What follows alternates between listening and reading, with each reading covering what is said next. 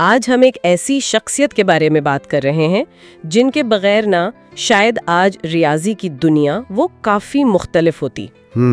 جی، محمد بن موسیٰ الخوارزمی۔ آج ہم ان کے بارے میں جو معلومات ہیں نا، ان کا ذرا گہرائی سے جائزہ لیں گے۔ وہ شخصیت جن کا نام آج بھی الجبرا اور الگورتھم جیسے الفاظ میں زندہ ہے۔ بالکل، کمال کی بات ہے۔ تو ہمارے پاس جو بھی ذرائع ہیں ان کی بنیاد پر ہم کوشش کریں گے کہ الخوارزمی کی زندگی، ان کی جو مشہور زمانہ کتاب ہے اور علم پر ان کے جو گہرے اثرات ہیں ان کو سمجھ سکیں۔ جی، مقصد یہی ہے کہ ان معلومات سے نا اہم نکات نکالیں اور دیکھیں کہ آج یہ ہمارے لیے کیوں اہم ہے۔ صحیح۔ تو چلیں شروع کرتے ہیں۔ ذرائع ہمیں بتاتے ہیں کہ الخوارزمی، جنہیں اکثر الجبرا کا بانی بھی کہا جاتا ہے، وہ تقریباً 780 عیسوی میں پیدا ہوئے۔ جی، خوارزم کے علاقے میں، جو آج کل ازبکستان اور ترکمانستان کا حصہ ہے۔ اچھا، لیکن ان کی جو علمی زندگی کا مرکز بنا وہ تو بغداد تھا، وہ مشہور بیت الحکمت۔ جی بالکل، بیت الحکمت یعنی دارالحکمت، عباسی دور کا وہ عظیم علمی مرکز۔ اصل کام وہیں ہوا۔ اور وہیں انہوں نے اپنی سب سے مشہور کتاب لکھی۔ جی وہیں، تقریباً 820 عیسوی کے آس پاس، الکتاب المختصر فی حساب الجبر والمقابلہ۔ یہ آپ سمجھے صرف ایک کتاب نہیں تھی، یہ ریاضی کو ایک نئے منظم انداز میں پیش کرنے کی ایک زبردست کوشش تھی۔ اچھا، یعنی اس سے پہلے ایسا نہیں تھا؟ دیکھیں، مسائل حل کرنے کے طریقے تو تھے، بکھرے ہوئے تھے، لیکن ان سب کو ایک جامع نظام، ایک سسٹم کے تحت لانا، یہ الخوارزمی کا اصل کارنامہ تھا۔ تو کیا یہ کہنا ٹھیک ہوگا کہ کتاب کی اصل اہمیت صرف نئے طریقے بتانا نہیں، بلکہ ان کو ایک وہ سسٹم میں ڈھالنا تھا؟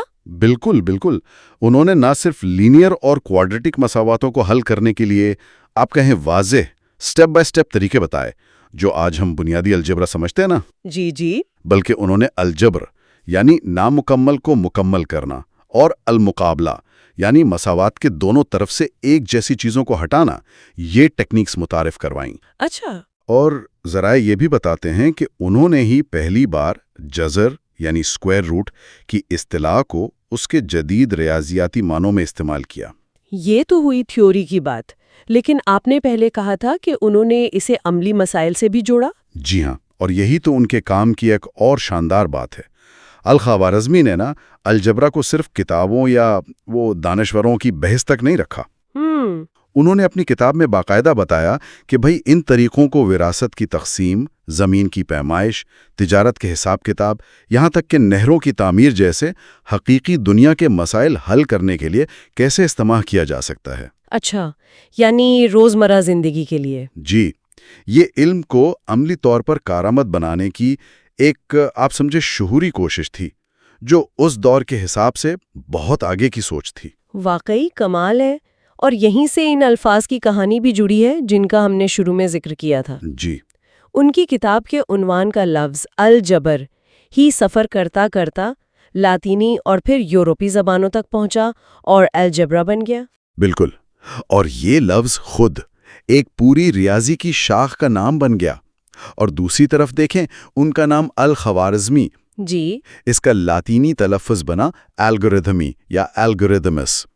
شروع میں تو یہ ہندوستانی عددی نظام یعنی ڈیسیمل سسٹم کے لیے استعمال ہوتا تھا، جسے الخوارزمی نے مغرب میں متعارف کروانے میں بڑا اہم کردار ادا کیا۔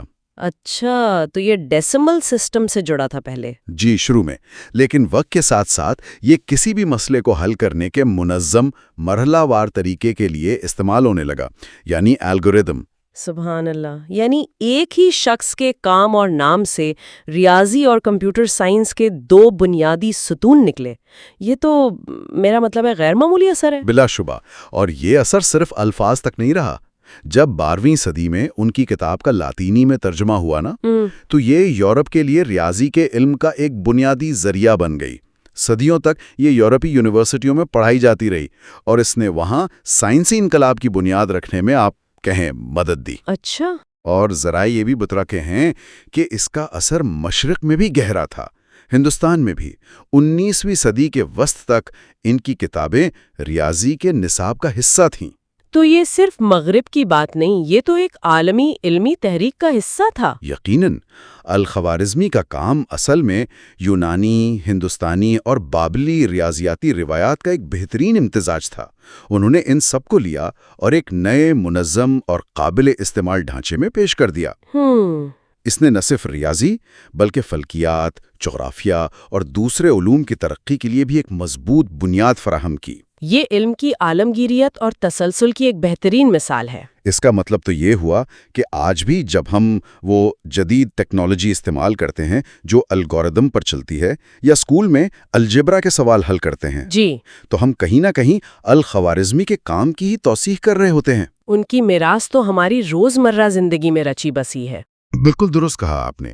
ان کا کام صرف تاریخی نہیں ہے بلکہ یہ اس سوچ کی عکاسی کرتا ہے کہ کیسے منظم اور منطقی طریقوں سے پیچیدہ مسائل کو سمجھا اور حل کیا جا سکتا ہے۔ تو خلاصہ یہ ہوا کہ محمد بن موسیٰ الخوارزمی صرف الجبرا کے بانی نہیں تھے، بلکہ وہ ایک ایسے عظیم مفکر تھے جنہوں نے ریاضی کو تھیوری سے نکال کر عملی زندگی کا حصہ بنایا، علم کو منظم کیا اور ایک ایسی میراث چھوڑی جس نے صدیوں تک دنیا بھر میں علم کی ترقی کی راہ ہموار کی۔ اور جس کے اثرات آج ٹیکنالوجی کے دور میں بھی بالکل واضح ہیں۔ بالکل۔ اور شاید یہاں ایک آخری سوچ یہ ابھرتی ہے، جس طرح الخوارزمی نے اپنے زمانے کے عملی چیلنجز کو دیکھا، وراثت، تجارت، زمین کی پیمائش اور ان کو حل کرنے کے لیے ریاضی کو ایک ٹول کے طور پر استعمال کیا۔